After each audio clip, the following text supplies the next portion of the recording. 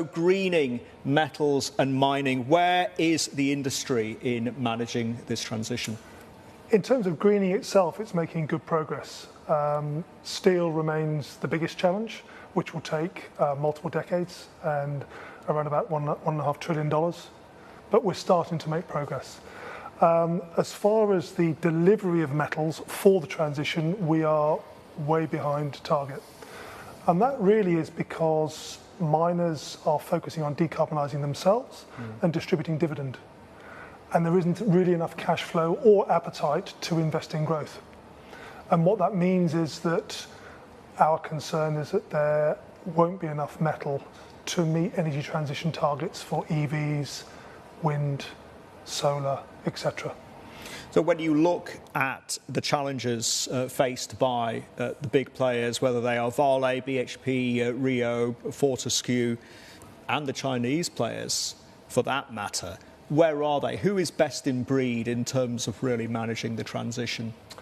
Well, I'd say the majors are in good shape, the multi-commodity majors, the BHPs, the Rios, Anglos, the companies you mentioned. They're all doing the right things in terms of decarbonising themselves, moving as fast as they can. They've got quite aggressive targets, and in fact, they've moved much faster than, for example, the oil and gas companies. The key challenge remains growth. How do these companies grow when the shareholder base is not really convinced that they should grow because they want the dividends? What's interesting is when you look at the conversation in Europe, whether it's building standards for steel, there are some clear requirements that the Europeans are now setting and are requiring their suppliers to meet as well. Over here in Asia, are the suppliers, are the steel suppliers, the steel producers in particular, able to meet those exacting standards? Some of the standards, yes. The key challenge will really be carbon standards, so CBAM.